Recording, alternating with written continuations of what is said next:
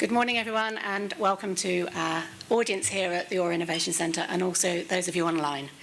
I have just one announcement, a change to the panel this morning to announce, and that is because, unfortunately, Peter Cole of Transport for the North is ill. So we wish Peter all the best and a speedy recovery. And I'd please like to introduce Chris Gilbert, who is the Technical Manager and UK Decarbonisation Lead at Phillips 66. We're very pleased to have you with us, and come and join us at the last minute. Chris has got 37 years of industry experience, with 22 years at Phillips 66. And most of those, I believe, have been here in the Humber at the refinery here. The refinery is one of the most complex facilities in the UK, supplying about 20% of the road fuels demand. And it's unique in Europe as one of the only producers of the specialty graphite coke, which is seeing a growing demand as a component in the consumer electronics and electric vehicle batteries. So welcome, Chris, and thank you very much. Thank you.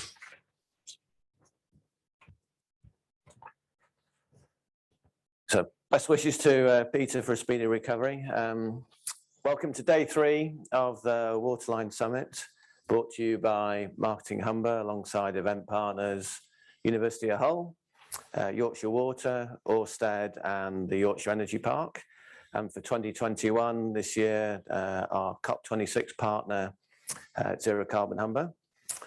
Our thanks today to sponsors, my company, Phillips 66, and thank you to the Ore Innovation Centre for hosting us here this morning.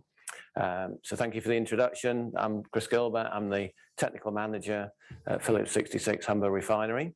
I look after all the projects and investments we do there, and we're seeing more and more investment in the low carbon decarbonisation space. So you'll hear a bit more about that later. I hope you find that interesting as we show how a company goes through the energy transition. So a little bit of housekeeping. This is a hybrid event. Those joining us online, please connect and converse via the chat box. Please type your questions into the Q&A function box, and those joining us in the audience here, or please raise your hand when we get to question time, and we'll bring as many questions to the panel as possible during the time that we've got. So let's start the session. So today's about accelerating to zero emission transport. The growth of the global market in zero-emission vehicles is outpacing expectations, and some estimates project that it'll make up over 50% of all new car sales by 2040. In other words, we need to double the pace of the global transition to zero-emission vehicles. Rising faster than any sector, road transport accounts for over 10% of global emissions, as well as causing high levels of local air pollution. So I was getting ready for today. I was thinking, what does this mean for the area here, for the Humber region? We're basically a rural region. We have 2 or more cities and large towns, and we're very much part of the transport infrastructure. So we have 2 refineries produce road transport, around 25% of what we use in the UK. We've got steel industry down the road at Scunthorpe that makes materials that goes into car manufacturing. We've got petrochem industry here on the North Bank that makes some of the components and intermediates that goes into making vehicles. We've got a large port that has a lot of transport trucking in and out of the country, and you go down, look down via the port, you see a lot of cars going import and export as well. So we're very much connected with transport here. But this area can be part of the transition. So it has large power stations. We've got DRACs. We've got VPI who are looking all to decarbonise, provide the power for electric vehicles. We've got offshore wind as well. You've got huge offshore wind capability. And you'll hear as well today about how some of the components that were made along the Humber here can be part of electric vehicle supply chain. Also, we're going to talk about today about low carbon fuels that can be crop-based or waste-based, and certainly some very exciting opportunities and projects that are seeding here at the moment in the Humber region. So hopefully have an interesting, formative session today. I'll start introducing the speakers. So first up, Chris Ramsay, EV and venturer and pioneer, Guinness World Record holder. Hopefully we'll hear about that, and founder of Plug-in Adventures. Chris will speak about his adventures and passion for electric vehicle travel and the recent advancements in the electric industry that have allowed him to travel the world, including an exciting adventure coming up, I believe. Yes, we'll hear about. So over to you, Chris. Yeah. Great, thank you very much. I'll just try not to fall off the stage. So thank you. First of all, I'd just like to say thank you to yourselves for being here today, and for all the people online that are tuned in, because this is now you on your EV journey, hopefully, and it shows that you have an appetite and a desire to help make change in Humber and ultimately clean up our air quality in here in Humber. And that will obviously have a positive impact, not just in your region, but across the UK and across the planet. So you're doing a good thing. This is your first step, and I thank you for doing that. So when I first started my journey, I was about 10 years ago when I discovered an electric car. And a lot of people think, how did you become an electric vehicle adventurer? How did you get into electric vehicles? And I was very much like a lot of people. It was literally an accident. And I was searching online. I used to work in the oil and gas industry because I come from Aberdeen, the oil and gas capital of Europe. And I was searching online because our business has a renewable energy company at that time. And I discovered an advert for an electric car. And I thought, electric cars? What's that all about? That's not going to work. And so I looked at it and I thought, hang on a minute, how does it work? How do you charge electric cars? How far can they go? Is there enough charge points in the UK? So all those kind of thoughts and processes that probably some people in the room have got and some people online have got today, and those kind of myths and questions that I've come across over the years. So I decided to borrow, at that time, a Nissan Leaf, which was the most common electric car at that time. I jumped in it and I drove to all 3 UK capital cities in a long weekend. And I went everywhere. And at that time, there was about 60 charge points in the entire country. And I'd love to say it was great and it was a fascinating journey. It wasn't. It was an absolute nightmare. The charges at that time was so limited. So I was charging in petrol stations, cafes, hotel windows, you name it, I was charging in it. And the picture some people may have spotted, this was on an adventure I'm away to kind of talk about in a second, but this was in Russia. And that is my charging cable plugged into an extension lead dangled from a 3rd-story window. And that's how creative I had to be back in those days. But what I can say now is the charging infrastructure has expanded so much, and the range of electric vehicles, we're talking now that you're looking at 200, 250 mile plus from an electric car.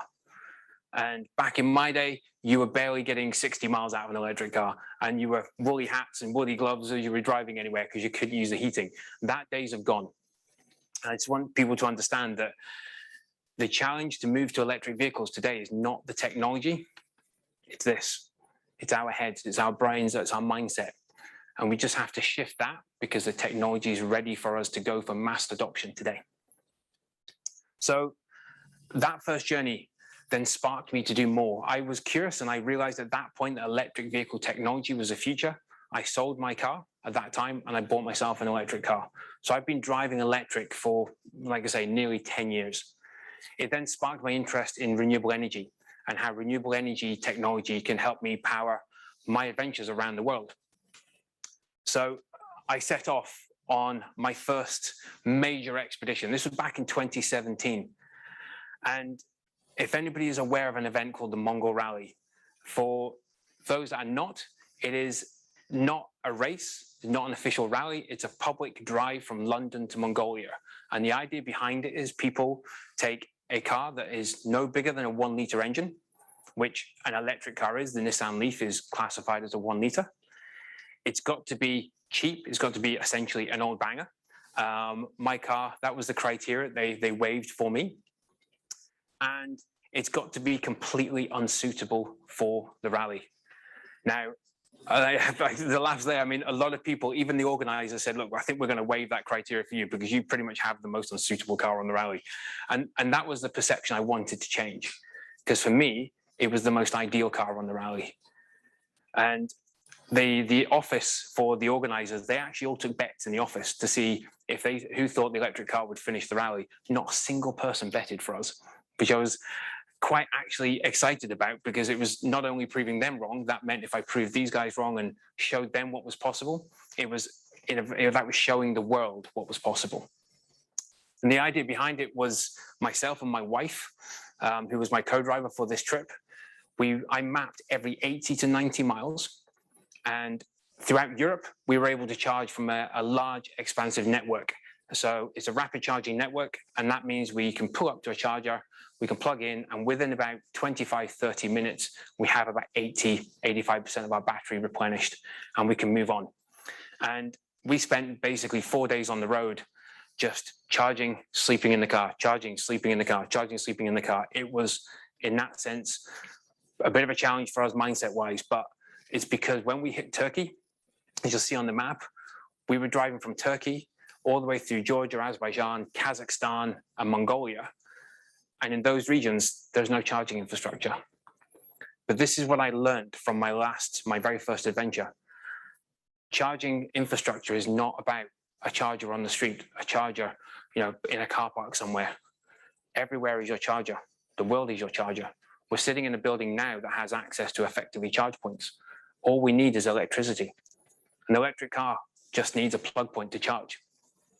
So when we drove across Kazakhstan, across Russia, we were pulling up at cafes, restaurants, petrol stations, fire stations, you name it, we plugged into it. There was a yurt in Kazakhstan, which is the traditional home for the Kazakh people. Had power to it, we were plugging into a yurt. There was a water tower which had a plug point on the side of it, which I didn't know how safe that was in Russia, but yeah, anything goes. So I plugged into that. So you name it, I have charged from it. And on this trip, as we drove through Kazakhstan, we really wanted to educate not just people about how electric mobility is possible and long distance electric mobility is possible, but just what the benefits are for the wider people and the public, and zero emissions, how that can help air quality. And obviously in Kazakhstan and Russia, they are very reliant on oil and gas. They're very reliant on fossil fuels.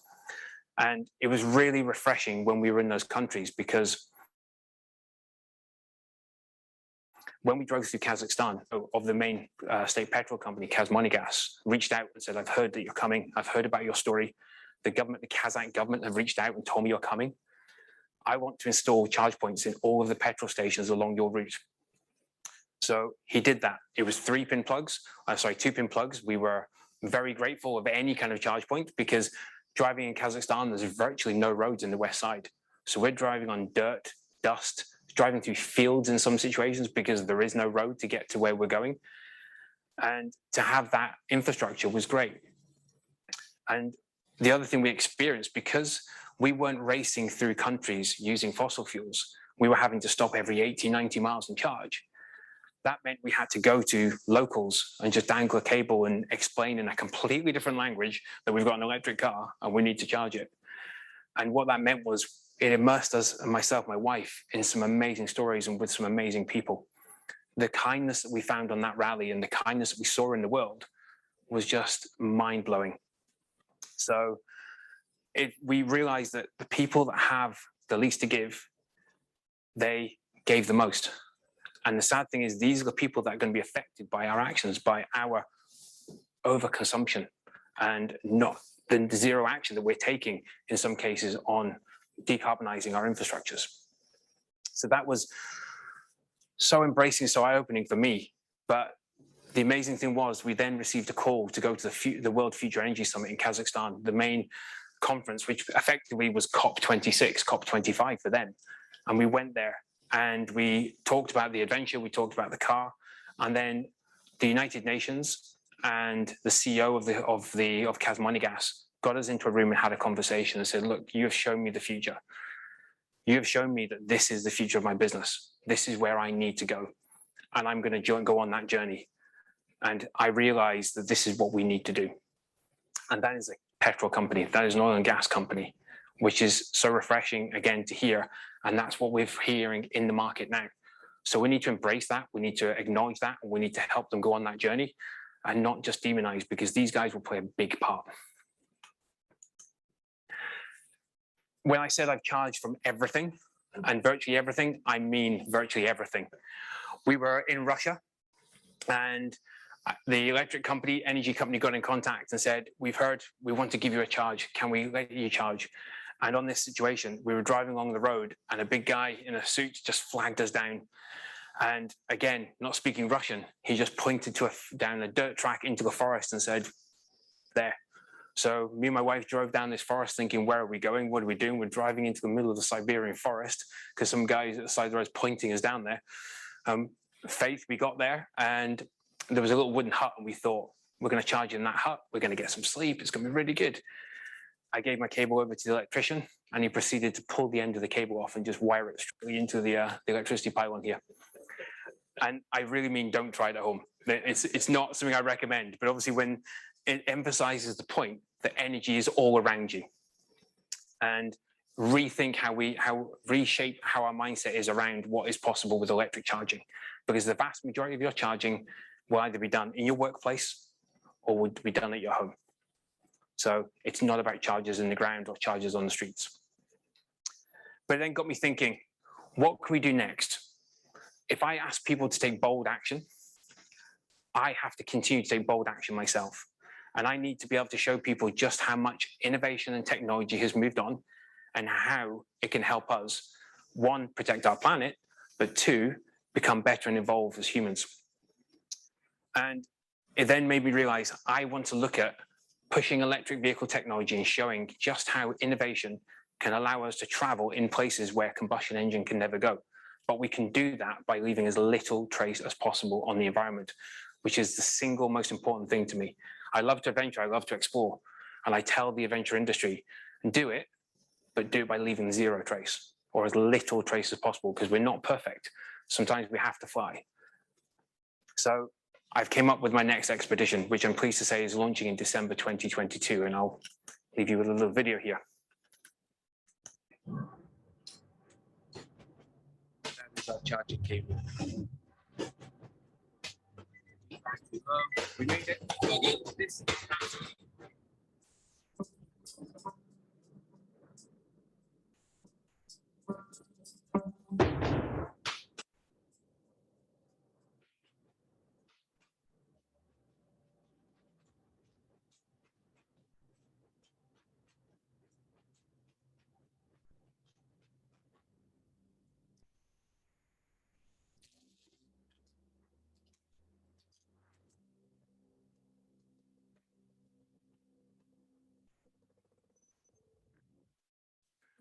So in 2022, December 2022, I will set off with my wife to drive from the South Pole to magnetic North Pole using purely electric car. We will also be using as much renewable energy as possible along our route. We're developing new technology, portable wind turbines, portable solar to turn our campsite into a portable grid. And that is all to show people that just what the technology can do. And it's showing how far we've come and how we can integrate it into our lives. Along the way, we'll be meeting up with NGOs, inspirational people that have got stories around what they have done in Costa Rica, in Santiago, in Vancouver, to take their cities and take their countries on that energy transition. So looking forward to sharing that story with people. And just want to say thank you very much again for coming here. Really appreciate you guys coming on that EV journey and making that commitment to be here. And I wish you all the best of luck with it.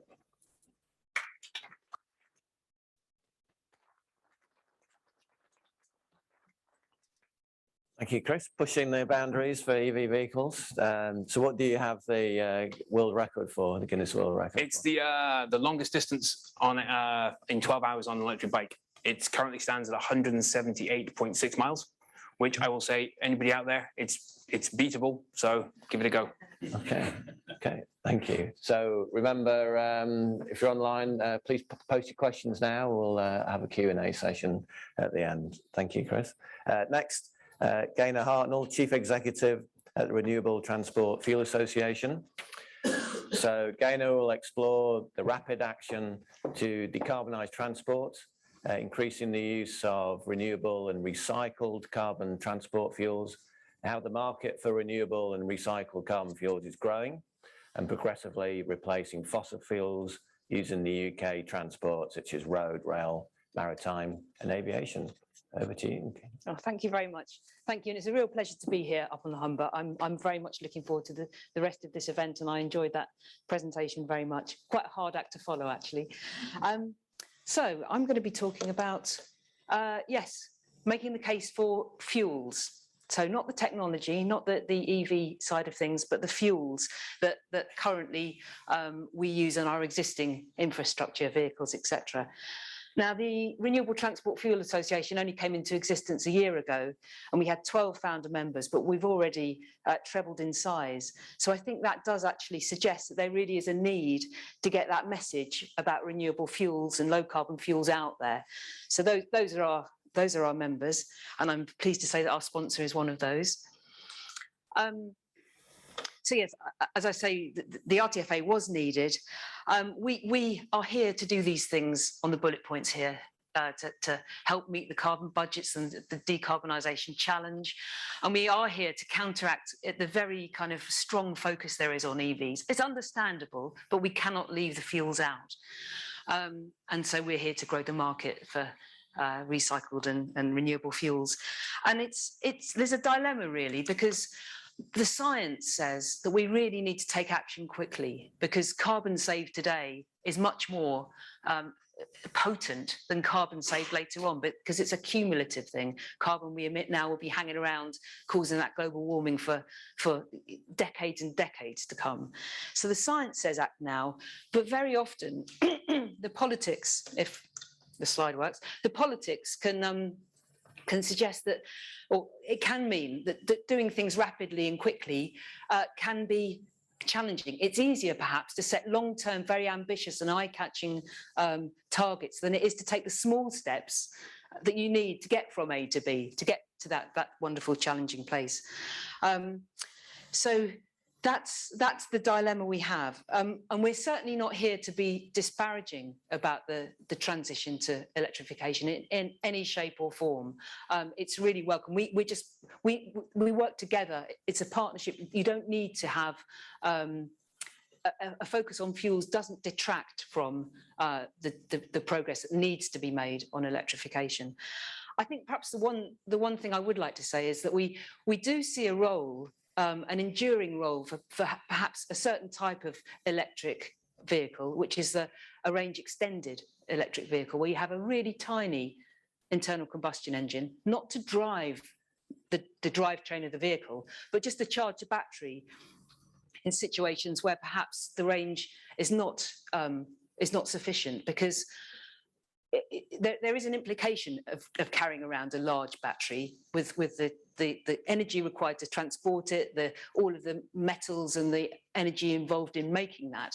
So there can be a case for electric vehicles with smaller size batteries. Clearly wouldn't be suitable for the kind of journeys that we've heard about Chris making, but for the kind of predominantly kind of urban kind of environment where most journeys at a very short distance, for the occasional long one, something like that with an internal combustion engine fueled by entirely 100% renewable fuel is a very environmentally sound solution. Anyway, onto the actual fuels themselves. So I'm going to take you through a few fuels that there are in the toolbox, and particularly mention the Humber context, because a lot of these fuels are made in this area. So I'm going to draw attention to some of the local projects. So first of all, we have biodiesel, which achieves greenhouse gas savings of right up there in the high 80s and 90s compared to fossil diesel. It's made from oils, waste oils, fats, greases, etc. And you can make it from oil crops as well. I've got those in brackets because those kind of oil seed crops do give rise to the kind of land use question, the food versus fuel issues. And so they're not particularly encouraged in this country, really, those kind of crops. But there's crops and crops. With all these things, there are good ways of doing things and less good ways of doing things. So I'll talk more about crops in a minute. There are 3 biodiesel manufacturers in the UK. There are 5 different sites, and there is one here, Greenage's site in Immingham, just across the river. So, what else we've got to say about that? We at the RTFA would like to see a fuel duty rebate for high blend use of biodiesel, because at the moment, when you pull up to a filling station, you're going to get 7% biodiesel and 93% fossil fuel. But you can drive trucks and vehicles on 20% biodiesel, 30% biodiesel, 100% biodiesel, indeed. McDonald's does that. It uses some of its own used cooking oil processed by Greenage and runs on B100. So that is possible, and that should be encouraged, because all the while we have these internal combustion engine vehicles on the road, we want to get them less polluting. That's what it's all about. Not prolonging their life, but making them better. Now, those kinds of feedstocks I just mentioned can also be, instead of being made in a dedicated biodiesel manufacturing facility, they can be co-processed with crude oil in traditional refineries. And Phillips 66 is one of those companies that does that co-processing. And indeed, with the sophistication of an oil refinery, you can perhaps there's more forgiveness, or the feedstock range that can be taken in is perhaps wider because of the ability to work on that. And the kind of fuel that's produced is different from ordinary biodiesel because it's chemically identical to the fossil fuel, meaning it's a drop-in fuel. There are no blend walls, no issues where the compatibility of the vehicle isn't means that you can't use that fuel, because essentially it's a kind of all of the hydrocarbons are in there. I feel somewhat cautious saying this in front of the absolute experts here, but you know, it's kind of it's chopped up, mixed up, and fractionated, etc. So it's chemically identical. It's like really kind of almost like liquidizing the stuff and coming out with exactly what you need. Forgive me. Right, so that's co-processing.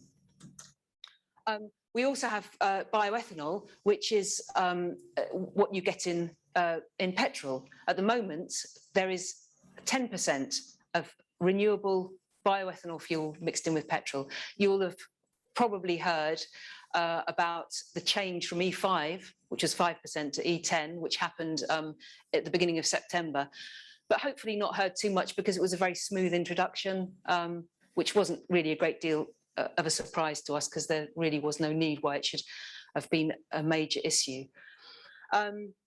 It's a first generation fuel in the sense that it is made from a crop. It's made from feed wheat, which is a kind of wheat which is not got a great deal of protein content, but has a high starch content. And that's the kind of wheat that's grown more in the north of the country, and it can't be used for human consumption in the sense of milling wheat, biscuits, flour, etc. But when you put it into basically into a refinery, a biorefinery like you see here, it's like a great big brewery. You concentrate the protein in the grains and you take the starch out. Starch goes to make the alcohol, and the protein is left behind. That's concentrated up, and that can be an animal feed. And that is a good thing to do because it substitutes from soy-based feed, which is typically imported and typically comes from South America. So not a great carbon footprint on that. So that's an example of a really good virtuous circle using a crop. So you can have higher blends of ethanol in petrol. You can go beyond E10. Indeed, cars in the past used to be predominantly run on much higher blends of ethanol. And in some countries in the world, that's done. And you can also make a drop-in fuel, the equivalent of the Phillips 66 renewable diesel. You can make that in gasoline as well with ethanol. So that is a way of getting 100% petrol with a mixture of bioethanol and biogasoline, which is made from bioethanol. So there's lots of things that can be done, and we really need to strive for being as ambitious as we can in the time that we are still having these internal combustion engines on the road. And then, I mean, it has to be said that some vehicles, the heavier vehicles, are much harder to decarbonise than the lighter vehicles. It really, I mean, it is quite clearly a challenge, a big challenge. Whilst it may be possible, it may not be the best thing to have a totally battery electric truck. And biomethane is a way of getting a really low carbon impact mile or kilometre from using a renewable resource. So biomethane is made out of wet, putrescible kind of wastes, food wastes, agricultural residues, etc. It's digested in an atmosphere without oxygen, and it makes methane and carbon dioxide. Those could be separated, and the methane used for transport or injected into the gas grid and used to decarbonise homes. And the CO2 is a very pure source of CO2, which I should have said more about when I was talking about bioethanol, actually, because the ENSAS project, not the one across the river from here, but that makes 40% of the UK's food grade CO2 requirement. And of course, we've all heard a lot about that on the news recently. The ENSAS plant was down for absolute routine annual maintenance, a bit like the annual MOT for a car. It's planned months in advance, and it happened to coincide with when the fertiliser plants had shut down because of the gas prices. All goes to show how interconnected all of our infrastructure is. Now, that's a map there of biomethane filling stations in the country at the moment, if you can see it.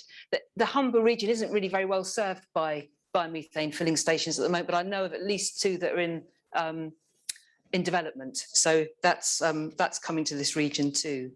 And there's a link to a video which you can find out more about biomethane in the corner there. How much? Oh, right. Okay. Well, this is a local project. It's not yet begun construction. It's some years off, but you can also make renewable fuel out of black bin bag waste, and you can make aviation fuel, sustainable aviation fuel out of that as well. And I wanted to mention that because there's a local project, the Velocis project, which we very much hope will make progress, and that's able to make this aviation fuel, but it also can make a distillate fraction that can be used in road transport as well as providing CO2 that can be captured or stored, and there's the locality there because of the hydrogen connections in this region. So I'll stop there. Thank you very much, and I look forward to any questions later on.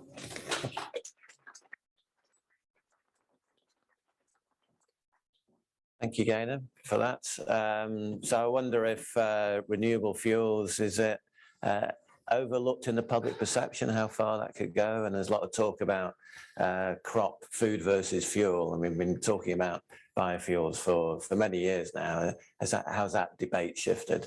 I think that debate has shifted, helped by the fact that in the UK we do our renewable transport fuel obligation primarily incentivises waste-based feedstocks, and there is a crop cap which limits the amount of crop-based things. And happily, that is filled with the bioethanol, the kind of crop that has these benefits. And your question about overlooking, I mean, I think, well, the RTFA will do its best to ensure that the fuels aren't overlooked. But I mean, it has to be said that there is a great deal of excitement around the electrification agenda, and it involves new technology, new things, new ways of doing things. So that is, it is inspiring, and a big change will be needed. So I think it does get talked a lot, and the public kind of just, sometimes the public will be quick to come to a conclusion that this is to do with internal combustion engines or fossil fuels somehow. It might prolong that. It kind of tends to get rejected. But the reality is we need to act quickly, and the fuels are the things that can bring about that change quickly. Okay, thank you. Next, Mike Wales, Director European Strategy for Phillips 66. So Mike will talk today about Humber Refinery's role in the journey to net zero, and Phillips 66 work with the Department for Transport and the Environment Agency to create advanced biofuels, and also the refinery's role in the products it makes in the electric vehicle supply chain. Over to you, Mike. Thank you. Good morning. Appreciate the opportunity to present at the Waterline today. So what I wanted to talk through today is a little bit of what you've heard on EVs and fuels and renewable fuels, but also the transition that we're making at the refinery that goes with that to decarbonise the fuels and the asset. Sorry, button for the clicker. There we go. So concept is we've called it the refinery of the future. Talk a little bit about that. It's a strategy, as I mentioned, that looks at the whole asset, from the feedstocks going in, the refinery itself, and the products coming out, to align to the expectations of future demands. So Phillips 66, not particularly well known outside of the US. We're predominantly a US company.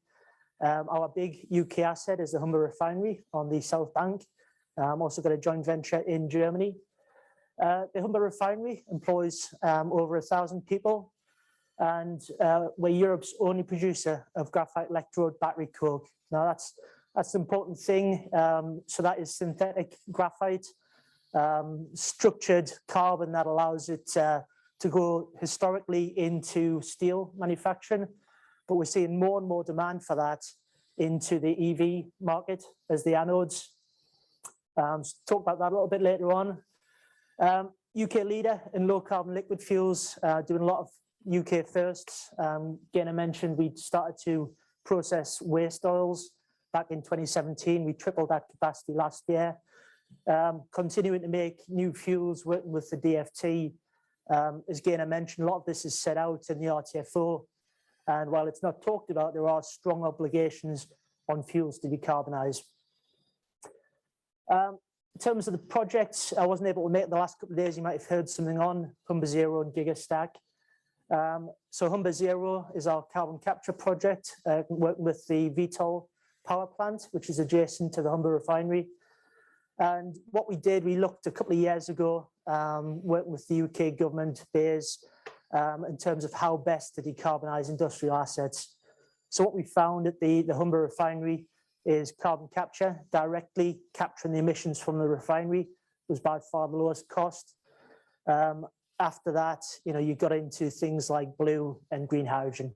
So we've really focused on direct carbon capture from the refinery stacks. That's the first phase.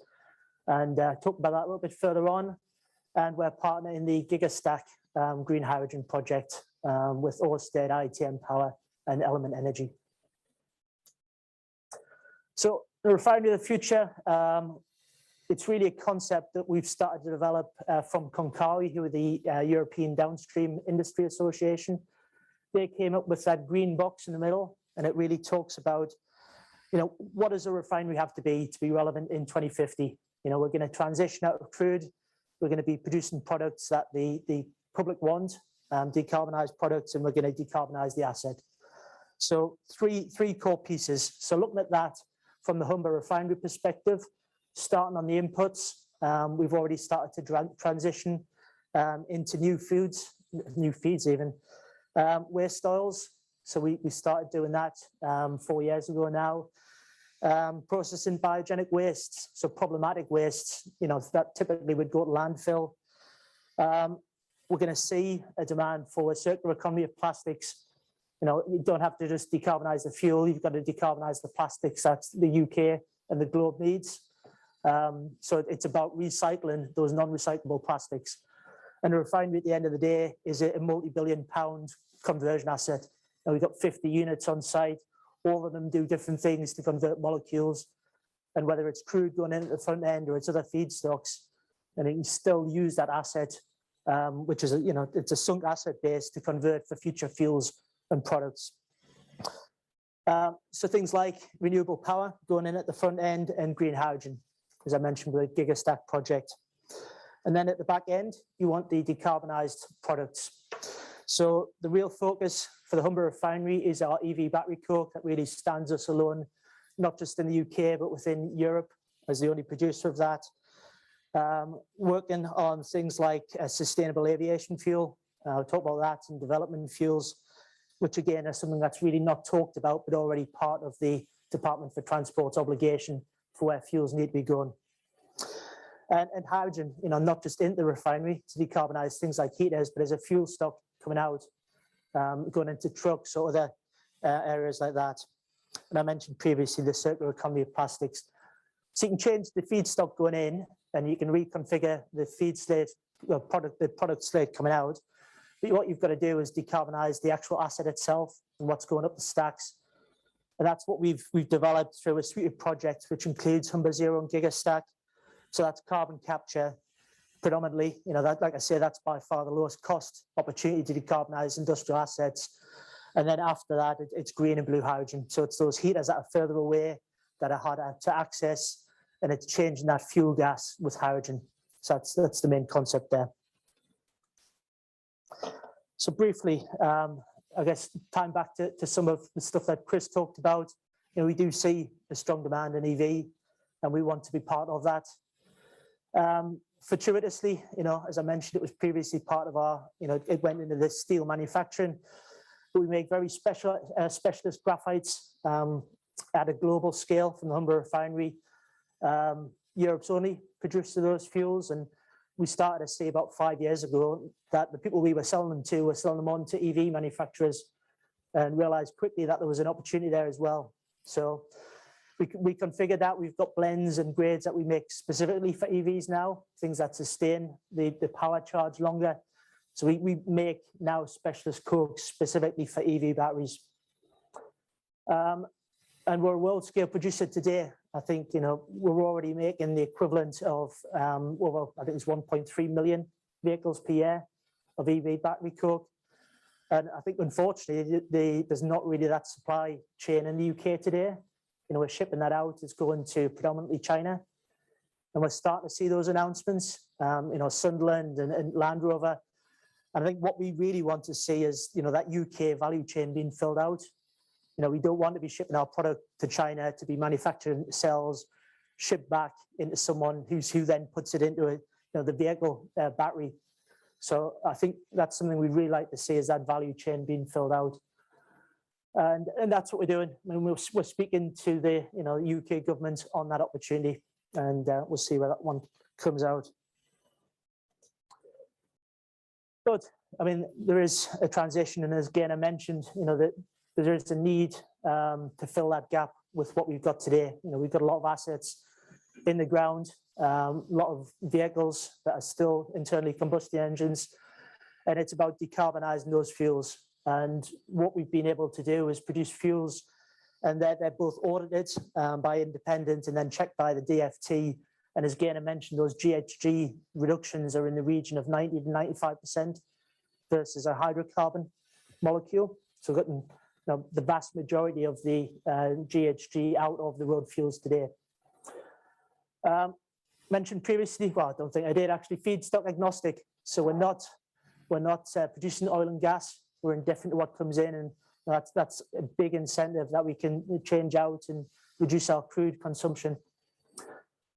Do a lot of work with the DFT. The road transportation fuels obligation is well documented. As Gaynor mentioned, we've got the crop cap, which is an important piece. It's really driving us towards waste fuels, things that are derived from problematic wastes, and that gets into development fuels. And they're not really talked about. They came into law in 2019, and nobody's been able to produce them. that really is zero value problematic waste being converted into chemically identical fuels. And we've started to do that. The first UK producer at any scale started to do that at the start of 2021. Got that accredited by the DFT a few months ago.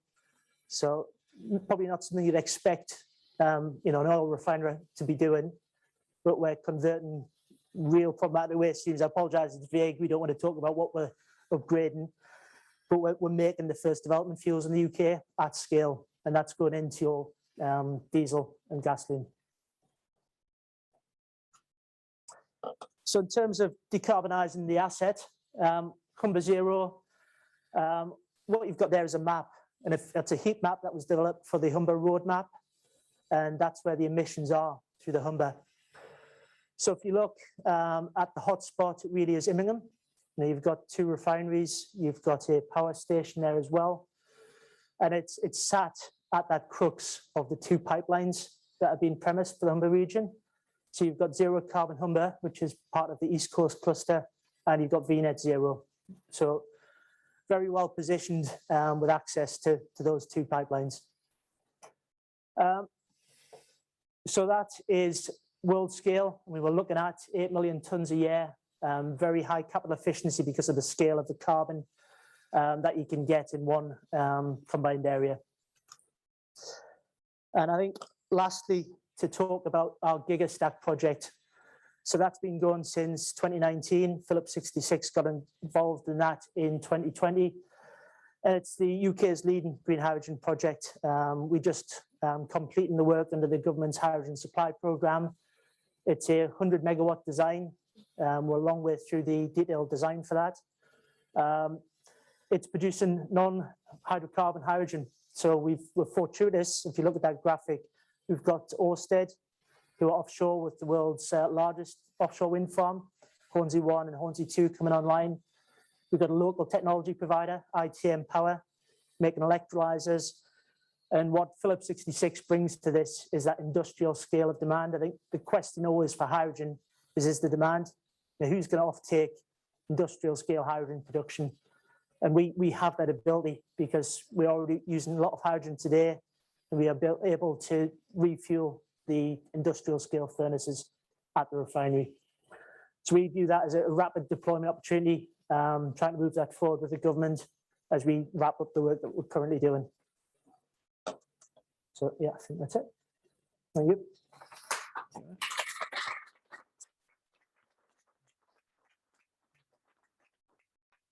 Thank you, Mike. So a real sense of what a refinery could look like in the future.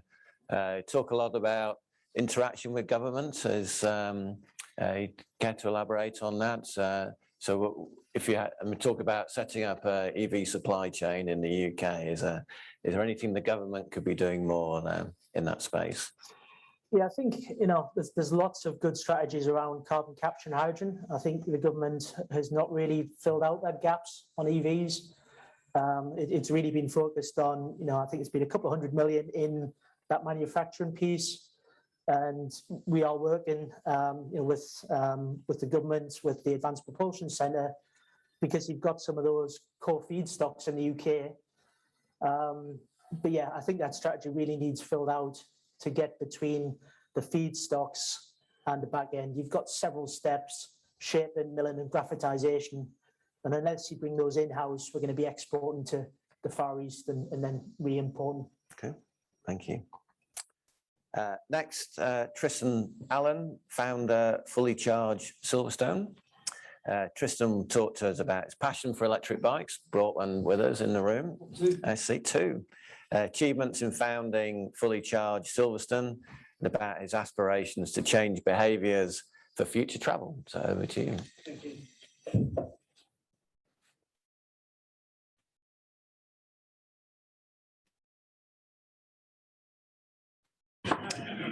But the slides will be available afterwards, I'm sure. The IPCC, you heard of them? They produced their last seminal report a while ago. Does anybody remember when that was? Or not? 2018. 2018, they gave us 12 years to sort ourselves out, and we're 25% time gone. And we've heard about the great stuff that's happening, but on the ground, there's very little that I can see that's happened really at the consumer level.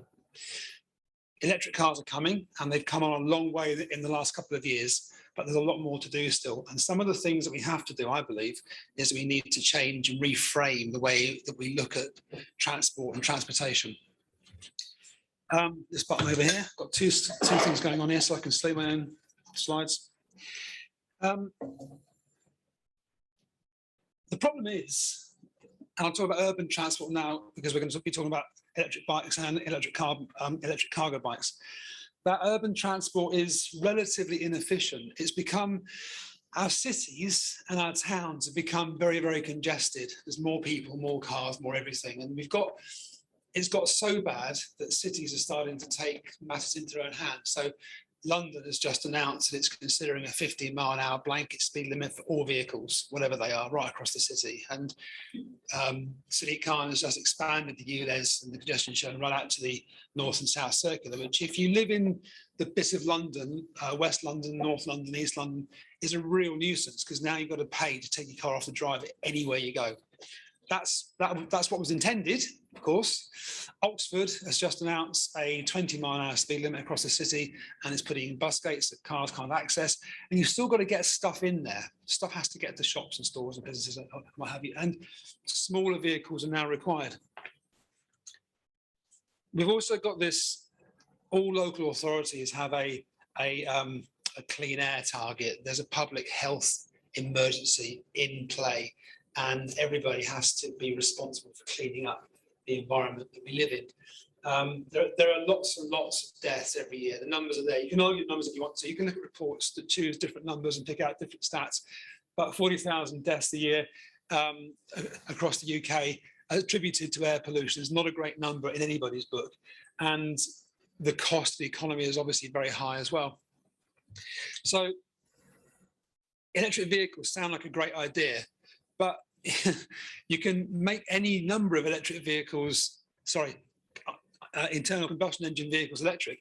It isn't going to do anything at all for congestion. It's just going to make them electric and more efficient and probably more palatable. So maybe I will get through 14 slides if I talk this fast. But a different organization is now required, a different context in which we will operate individually. And Seth Godin wrote in a blog last week, looking up, he's quite influential if you like that sort of thing. That's, and I'm paraphrasing, we individually won't change the world. But by doing something different individually, we will promote that change and nucleate the change to other people that see us doing it. And I don't believe actually that cargo bikes that we'll talk about in a second are actually that well known of across the UK yet. Across Europe, there were 43,000 cargo bikes sold last year, and in the UK about 2,000. So across 27 countries, that's not bad, I suppose. We're doing okay. But there's a long way to go still because there are a lot more cars and vans sold than that. And a cargo bike can be a number of things. It can be as big as the cargo bike you saw when you walked in downstairs. Hopefully you saw it, you may have fallen over it. That's actually a small one. That's a 260-litre box on the front of that bike. The next size up extends the bike by another 8 inches and goes to 620 litres. And now you're getting into small van territory. So it can carry a lot of stuff. And the payload for that bike, the gross payload on road weight is 250 kilograms as well, including rider and bike. So that's the bike, one of me, and another one of me in the front. It's quite a lot of beer, isn't it? A cargo bike can also be that one over there. Now that's got a chance seat on the back, but it's also able to be equipped with bags and trays and panniers and various things. And the next size up of that will carry 2 children. And if you convert the bike downstairs to be differently configured, it can carry 3 children, or 1 adult in the front and 1 in the back. So you've got now vehicles that can start doing all the things that a Mini does. If we're able to introduce smaller vehicles into our urban spaces, and even the spaces between urban spaces, the semi-rural bits, you start to make a much more use of the available roadway as well. And one of the criticisms that I've had passed back to me about Hull is that the cycle paths have been introduced and car drivers don't like it because it restricts their movement. Well, get over it. It's not going to go away. The point is more people have to get on bikes. Now, it's a bit of a chicken and egg thing. You have to have more bikes to promote the use of more bikes. it's coming. It may be a slow burn in some parts of the country, but if you go to other parts of the world, and I'm thinking Valencia or Copenhagen or obviously Amsterdam, places like that, bikes are de rigueur. It's not an unusual thing to see a bike, and it's more unusual to see a car. A bit scared of pushing that again. Be part of the solution.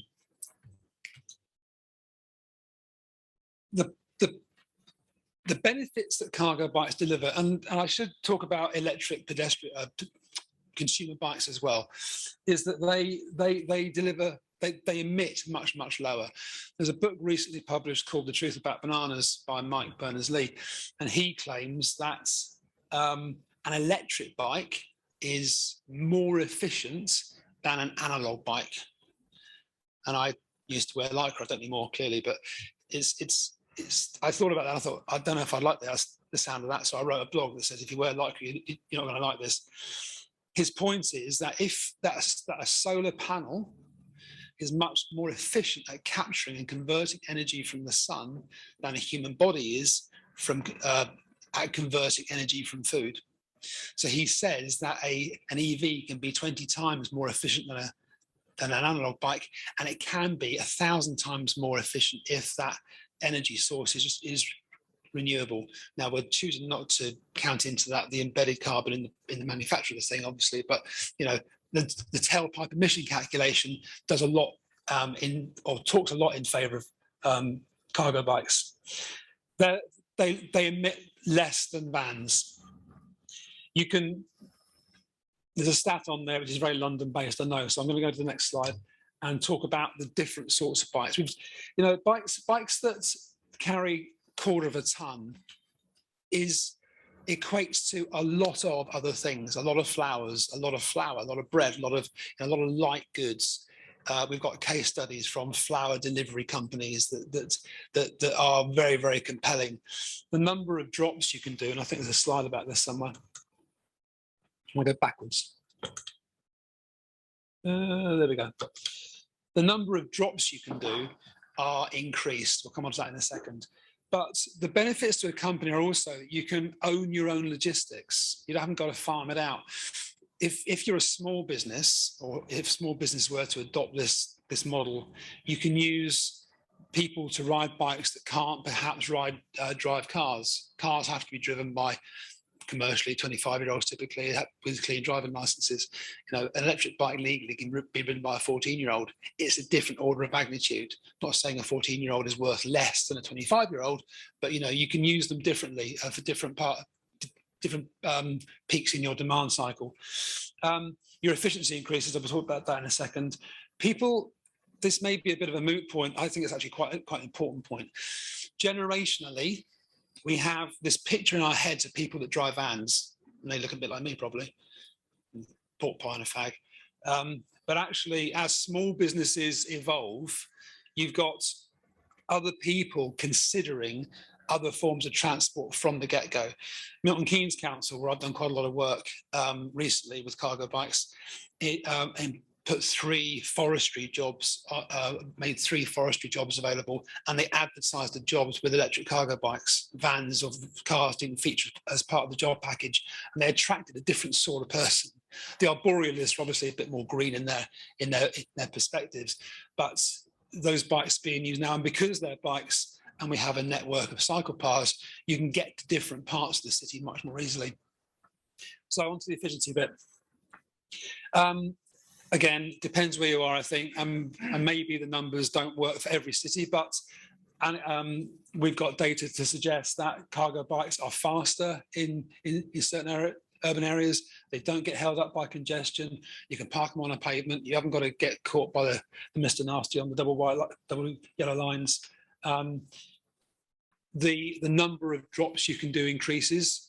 And we can talk about that to the cows come home, but we've got the data to support the claim. And as I said just now, mental health and physical health. I think through COVID, we've all refocused a bit on our own responsibility for our own health. And cardiovascular health, for example, is a very, very important thing to us, particularly with COVID in mind. So riding a bike, being outdoors, all right. riding a bike can be cold or wet, or cold and wet, I know that, but you do dress appropriately. And being in a van, getting stressed and having to park and suck up fumes isn't maybe a compromise that's worth taking in the longer term. So it's worth considering an alternative going forward. Costs, just very quickly, the bike downstairs, the white one, will cost about £7,500. You can mitigate that cost quite considerably. The VAT comes off, obviously, if you're a business.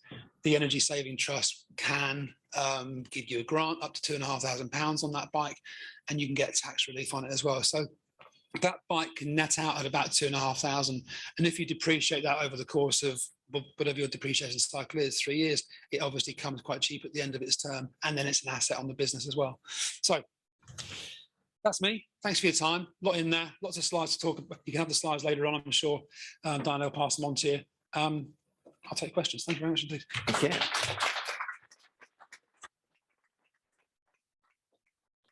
Thank you, Tristan. So you go to cities like London, you see cargo delivery bikes. I've actually lived in the States recently. In some cities, you see them there. You spoke about Denmark and Holland. They really have a cycling society there. What would it take to tip over the edge when more people cycle and more businesses use e-bikes? As I said, I think there are two things. There's the nucleation of the habit. There's seeing people doing it and getting the idea and finding it attractive. There's quite a lot to talk about failing riders with infrastructure. I think infrastructure will come when the demand is there. The facilities that are available now to riders are patchy across the UK. In Milton Keynes, they're great. In other places, they may not be so. Old towns that lend themselves to being reconfigured, like Lincoln, you couldn't put a cycle lane into that nasty hill, or it was a cycle lane to it, of course, because the Nationals were there. But I mean, it's chicken egg, and I think generationally as well, people coming along behind us are much more inclined not to own cars, not to buy cars, not to have assets, not to own assets in the same way that we've been brought up to. The same thing with house ownership. So I think sharing and electrification and micromobility is definitely going to be a developing trend that we're going to see much, much more of. Okay, thank you. So before I introduce final speaker, please get your questions online. We're going to have a Q&A session shortly. So final speaker is Brian Houston, mechanical engineering lecturer at the University of Hull. So we'll hear today from Brian about the research and enterprise activities within the School of Engineering on low carbon, advanced and additive manufacturing technologies, with specific reference to clean transportation for sustainable future policy. Inventex, the Green Power Street Race, and the Hull University Formula student team competing at the Silverstone circuit. So over to you, Brian. Thank you. Thank you, and good morning, everyone, as well. Welcome to my home here at the AIC at the Ore Innovation Centre. I'm a knowledge exchange lecturer here at the university, but my role as the Inventex manager here at this facility. It requires me to work with local companies to help drive forward low carbon innovations. And I aim to do that through utilising our academic expertise here at the university, along with some of the fantastic facilities that are available on site. And if you want to see any of those facilities afterwards, after these talks today, feel free to tap me up, and I'm more than happy to take you for a tour around the facilities or to help you look at some of those capabilities in more detail. But in today's theme about clean transport, I want to take you back to where I got involved with the transport sector initially. And for me, this started in my early professional career when I originally served as a tradesman in commercial vehicle bodybuilding. So this was predominantly light and medium duty and bespoke commercial vehicle bodies. And this is where I cut my teeth getting used to the hands-on kind of practical aspects of engineering, something I still carry through even to my academic role today. Also at that time, because of where I grew up in the rural countryside of Northern Ireland, with a distinct lack of public transport infrastructure in the surrounding area, I was very highly motivated to pass my driving test as soon as I possibly could, as soon as the law would permit it. And doing so made me appreciate the empowerment and the importance that comes from the accessibility of transport and how important it is and why there is this demand for personalised and accessible transport. But also as an aspiring engineer, I've always had the want to tweak, to tune, to innovate and trying to improve. And in my early career, it was my poor little car, unfortunately, that was the subject to a lot of those earlier experiments and explorations. But it was later when I started studying towards my master's in mechanical engineering here at the University of Hull that I became exposed to a plethora of opportunities for applied engineering. And one of my highlights to this day has to be the IMechE Formula Student project that we alluded to. Now, anyone who hasn't heard of Formula Student, it's the world's most established educational motorsport competition. It's run by the Institution of Mechanical Engineers, for whom I'm also a volunteer. And it challenges students from across the world to design, build, test, and compete with a bespoke vehicle that they've designed themselves, manufactured at their host institutions. And that vehicle itself is a single-seat Formula-style race car as well, so that in itself is quite attractive. Now, when I was studying at the university myself, I founded a formed a team of like-minded students, and we entered the competition with the University of Hull for the first time back in 2012. Now, this was not only a significant year for us at the university because of our first time entering the competition, but it was also a major milestone for the competition and a big change for the competition, because it was the first time where what was pre-2012 called Class 1A. And this was a class set up within the competition that was reserved specifically for what they referred to as alternative fueled cars. So essentially anything that wasn't a combustion vehicle was classed as an alternative fueled car. And the emphasis of this class was placed upon the environmental impact of racing. But in 2012, this class became merged with the primary class, the Class 1, so they both competed on a level playing field. And this step change signified the technological challenges of the environmental impact of racing, of addressing those impacts. They need not to be seen as mutually exclusive to performance, as they often were previously. The two were seen as something that couldn't be tackled together. And no better example of that was in the very following year after this class merger, when a battery electric vehicle, or BEV, a particular one from ETH Zurich from Switzerland at the time, they won the competition for the very first time that a year immediately after the classes became merged. So it beat all the combustion engine equivalents the very following year after that merger.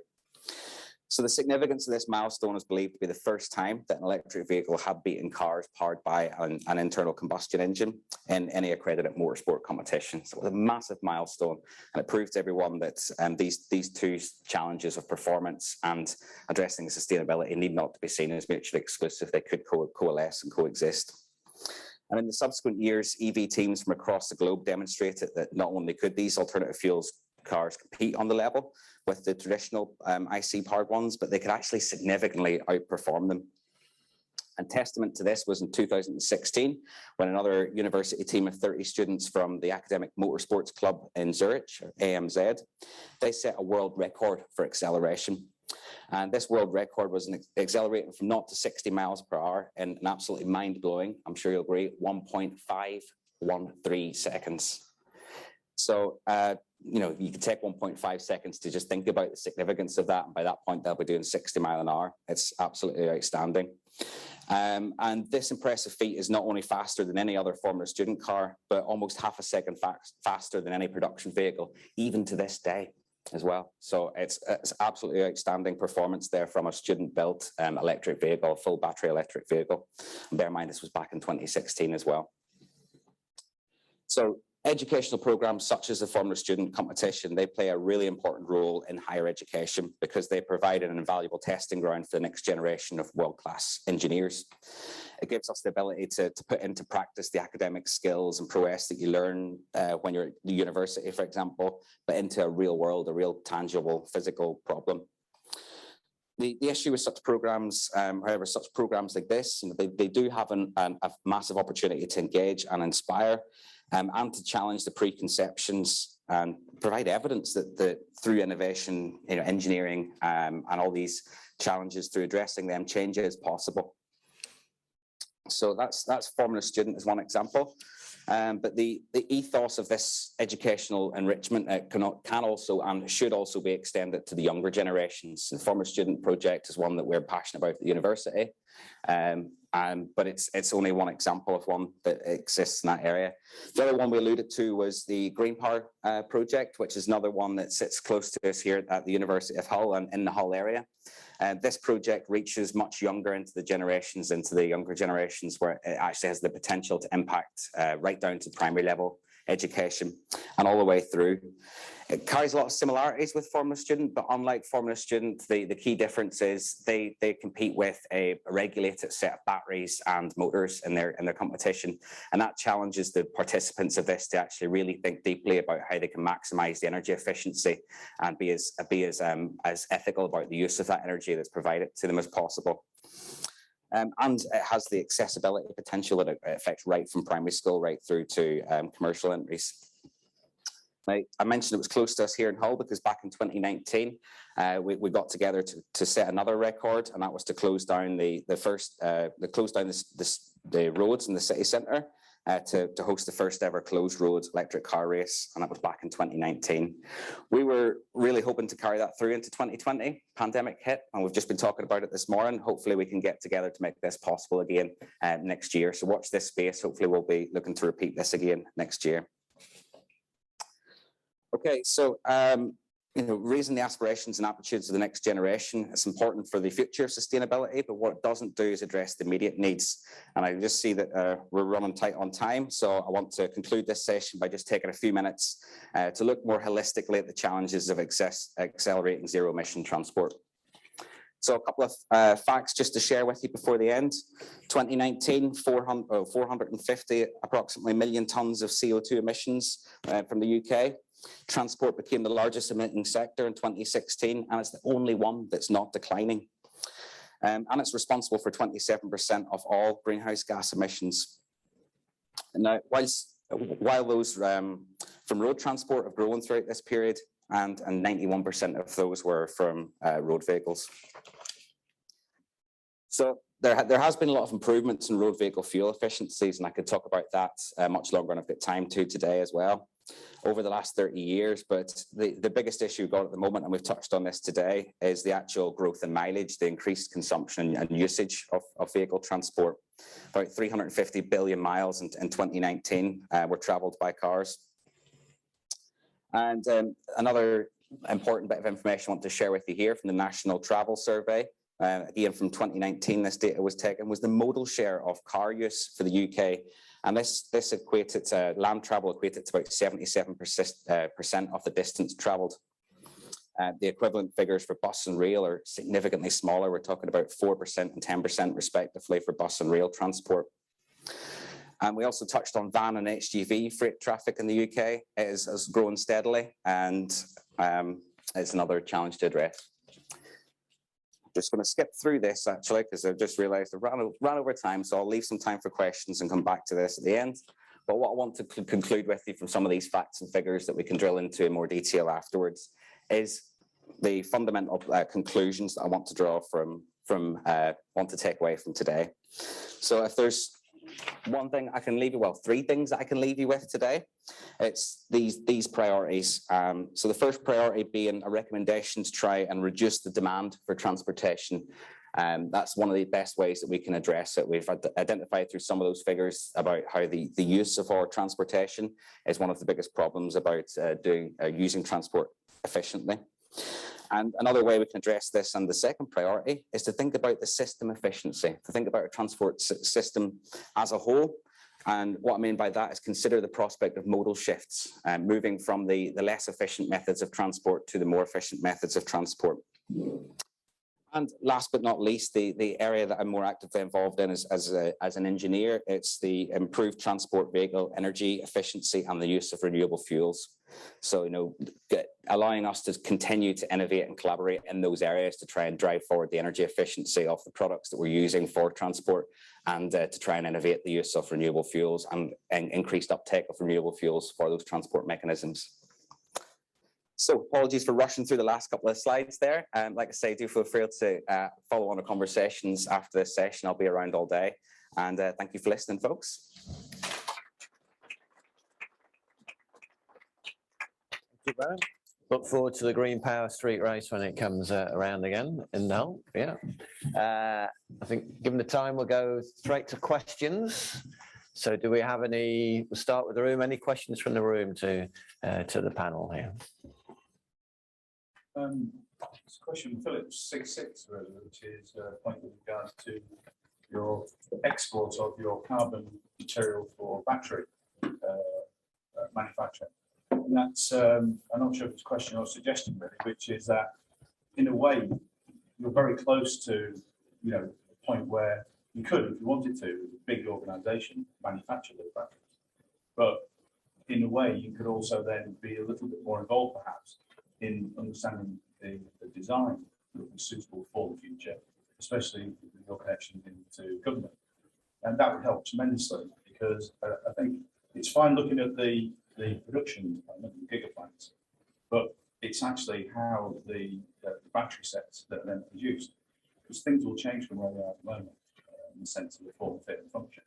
And one big thing that's evident right now is that the low-hung fruit for electric vehicles is for households that have the ability to plug into their mains to convert to either, you know, the DC or direct AC charging. But what about, particularly in Hull as well, where a lot of terrace streets, how is that going to work in the future? Because it's fine saying those two touch points are home and work, but when home is excluded from you because you can't run a cable across the pavement on the terrace street, then it's got to lend itself to some more thought about batteries. Where my thoughts are going, and the sort of suggestion for Phillips in particular, you get closer to it. I think what's going to happen with the EVs is we move on in the next 3 to 5 years. When the low hung fruit goes, which is those people you know, charging points, then it's got to lend itself to almost a replaceable battery. Now that means it's a battery in a briefcase type format or similar, and that's nothing on the horizon that I've seen so far. It's happening in Asia with the likes of Japan, Suzuki, and Honda getting together for scooters. And I know you're thinking, well, that's a scooter, it's not a car. But you've got to think modular in the sense of how you go to batteries, and that's nothing I can see on the horizon. But be able to push that. And I think if you wait for government, then come too late. Okay. Any comments on that, Mike? Yeah, no, that's a fair question. I think there are lots of parts to it, and I think some of the stuff you touched on is probably a bit further than we're looking currently. So we did make just recently in the US an investment in a battery manufacturer, Novonix, 150 million.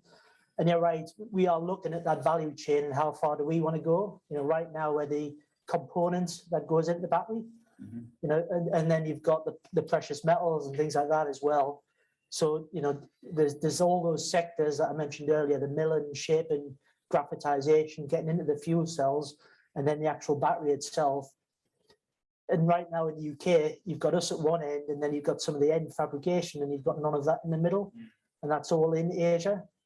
So yeah, I think we're interested in talking to government about how do we fill those gaps. I think, you know, early days, there's not much I could really, you know, say on that. And then in terms of getting into, you know, new batteries and, you know, I take your point. A lot of those batteries now, my understanding is, you know, when they're exhausted, you know, they have to heat out to get the metals back out. You know, can we do something that's more sustainable around, you know, future batteries? But we're so far back on that value chain right now. I think there's a lot bigger pieces to be filled out in the UK before then. I didn't want to cut you off. No, go for it. I think the role of government and institutions in this is to make available concepts for the public to try.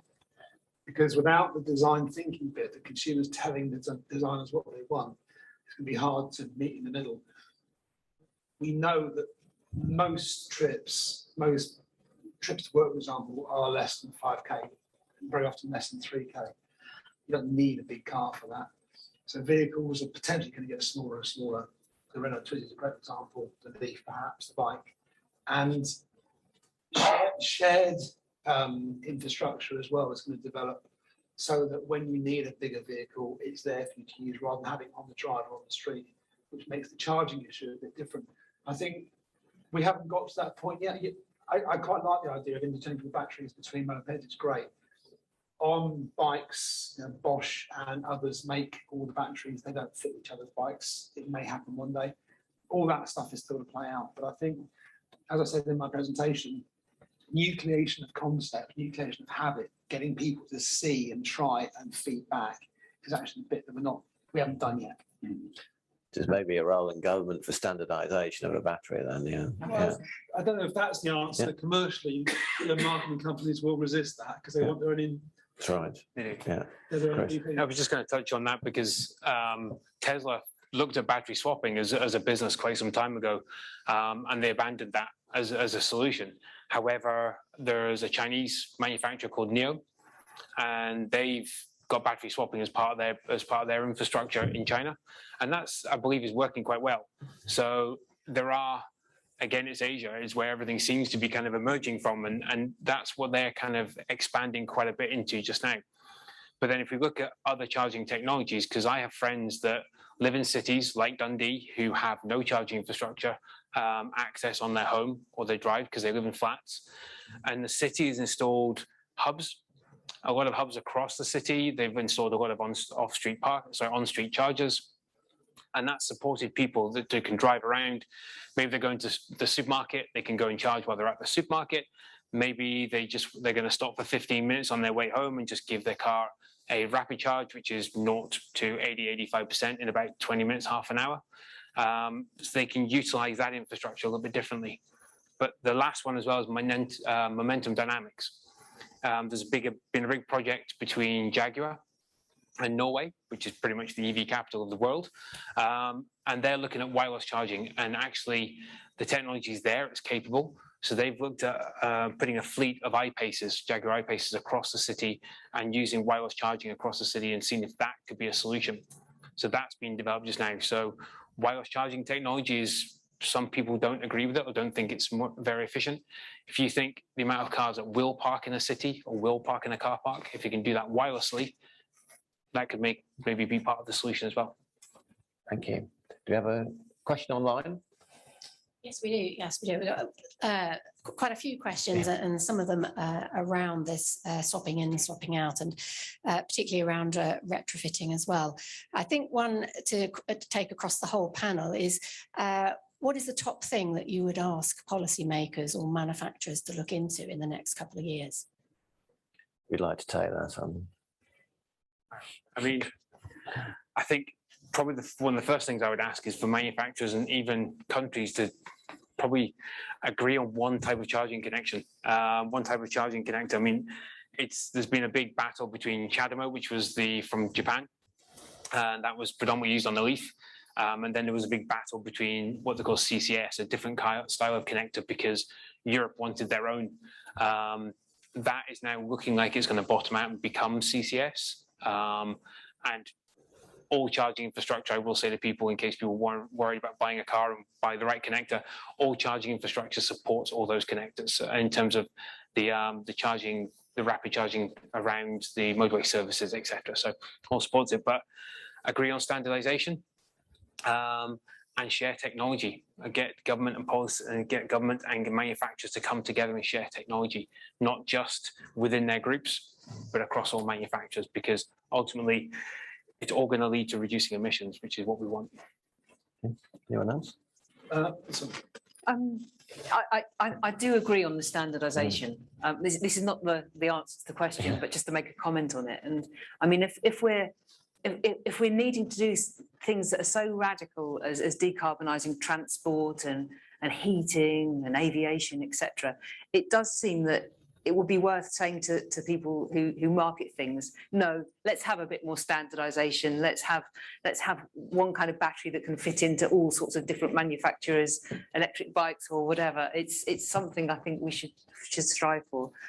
But the point I would make is we've really got to have regulations that focus on what we're actually trying to achieve.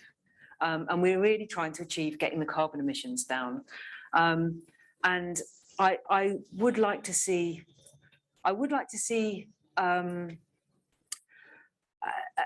a bit more of a holistic view, what the government's doing in terms of saying phasing out internal combustion engines. I'd really rather the focus was on phasing out emissions and bringing it down to the level where it's inevitable you're going to have zero tailpipe solutions.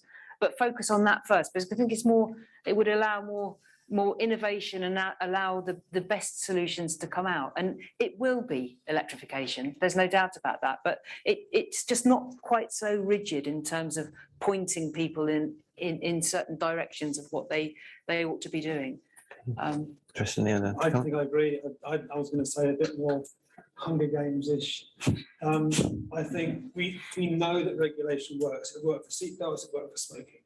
If government was able to say, or brave enough to say, right, no cars, no vans, no trucks in towns between whatever or ever, and force people's habits to change through there being no alternative, then you would see a step change in all the things that have just been described and discussed. I know it sounds a bit radical and a bit dystopian perhaps, but we've got to the point, 25% time gone. We've got to make that shift soon. Okay. So I'd just add to that one as well, trying to encourage innovation, because we need that regulation, absolutely. But on a positive note, I did see the government strategy document, which came out just yesterday on their new strategy to reach the net zero targets. And I had a quick flick through the transport content before today just to see what the relevance was. And I was actually optimistically pleased to see some of the investments that are planned for innovations in this area that affects all the themes that we've been talking about today. But I was also frustrated to see some media content which criticised the Prime Minister for his comments about taking a risk or taking a gamble with some of the investments in this area. And the problem is that we see that these innovations that are required and these challenges need to be overcome as being a risk at all, because actually they're necessity. They're what's required to achieve the solutions and achieve the outcomes that we need to be able to deliver on those targets. And we have to be creative in coming up with those solutions. And we need to try and change that change that attitude that coming up with these new creative solutions isn't necessarily a risk. It's a process that we have to go through in order to foster that creativity to come up with new novel solutions to problems. Thank you. I think, if you don't mind, Yeah, sure. just on EVs, I think my ask would be for the UK government to fill out the gaps in that strategy. I mean, we've got things like a domestic content regulation, which came, as we span out with Brexit. The EU and UK agreed that 50% plus of EV batteries should be made within Europe and the UK. But we're not seeing the strategy to fill that out. Those gaps that I've talked about in the value chain between the end production and the raw products that we have here. A lot of those things in the middle are very energy intensive. They're done in China because power is cheap. The environmental regulations are more lax. Graphitization is a huge energy consumer. And if you're going to do those steps and people want to do those steps in the UK and Europe, you're going to need the business models like you needed for hydrogen and carbon capture. And so far, we've not really seen that. And I think, I did see the announcements. There was a lot of funding for EVs. Be interesting to see how that's deployed. But if we're really going to get to those domestic contents, which we've signed up to do, we're going to really have to fill in the EV gaps, which are set out there. It's very high level at the minute. Okay, thank you. Got time for one more question in the room? Quite an interesting discussion this morning. Where do the polls see the HGV sector going over the next 10 to 20 years? We've got 44-ton capture units that connect quite a lot to the say hydrogen, EV, or biodiesel, or something else.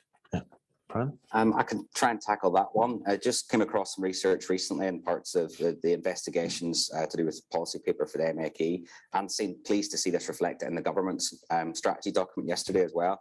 But two areas of opportunity seen for that sector at the moment, and one of the biggest ones is hydrogen. Because of the usage case scenario of these types of vehicles, they exceed the range capacity for batteries, and the infrastructure is not there to deliver a lot of their needs. The challenge with both the solutions, the one of them being hydrogen, the other one alluded to was direct electric provision, so very similar to electrified rail network, but the use for HGVs. The problem is both of those potential solutions need that technology demonstrator opportunity to actually investigate the feasibility of that as a concept. We can look at it academically, but we need to actually test those potential solutions on a larger scale in a practical real world environment before we can really be confident about which one is the best one to take forward as a solution. So we've got some ideas, but we need that initial investment and actually to accelerate those real world tests before we can determine explicitly which one is going to be the right way forward. Okay. Yeah, I come in there. I think that's one of the areas where I think the government's approach is perhaps most misguided, is in saying that there should be no non-tailpipe, non-zero emission, it should be zero tailpipe emission HGVs in the future, because the solutions just aren't there yet. And actually you need all the tools. The original equipment manufacturers need to be able to innovate to find the best solutions here, and telling them, no, it's got to be one of this or this is not the best approach. So I think, I mean, at the moment you have a lot of HGV interest in gaseous fuels. I think hybrids could be an interesting thing as well. You don't need to, the air quality thing, it could be switched on in the cities, battery operation, and then renewable fuels for other parts of the journey. So we need all the tools in the toolbox to come up with solutions for that. Okay. I think I would touch on that. It's probably emphasize, like, it's trying not to look at a single solution. We're very focused as people, as like, which one's going to be the option, which is the way we're going to go, and it's, as you say, using all the tools that we have available to us, whether it be hydrogen electric, whether it be hydrogen, whether it be pure electric. But because if we do focus on just, right, we're going to go electrification for trucks, then we're going to have to go and put all that infrastructure in place for trucks to be able to park and charge when they're having their mandated stops, because that obviously is a thing. If you have truck drivers driving long distance, they have to take mandated stops so they can charge, they can refuel, whether it be electric or hydrogen. But if you do that as that sole solution, if there's any issues in that supply chain, if there's any issues in that energy deployment of charging infrastructure, then what do? It falls down again and you're back to maybe putting diesel in trucks. So we need to look at a mix of solutions rather than just saying that's the one route we're going to go down. Not diesel. Yes. So I'd agree with Chris and Ian. I think you've got to really be technological neutral, which I think sometimes the UK government struggles with and just says, go this path for this approach. We certainly see an opportunity to use the existing logistics and change the feed into liquid fuels and decarbonise that way. But beyond that, already within our Switzerland joint venture, we're doing truck fueling by renewable hydrogen. We see that as a good opportunity. What I hear on that is really to get the trucks that run on these alternative fuels is quite a long turnover. You're talking 3 to 5 years from the technology to be able to fuel it, to be able to get the truck. So you've really got to have a strong pathway to be confident to commit to purchase the vehicles to run that fuel. Okay. I believe we are out of time now. Just had the wrap-up signal. So thank you to the panel today, Chris, Gaynor, Mike, Tristan and Brian. So a round of applause, please, for that. Thanks for an excellent contribution. Highlight next event. Next event this morning is webinar, Bias for Action, Communities Tackling Carbon Emissions. And then please check out the fringe events this afternoon on the event hub. And the final thanks to our sponsors today, Phillips 66. So that's it for the session. Thanks for participating.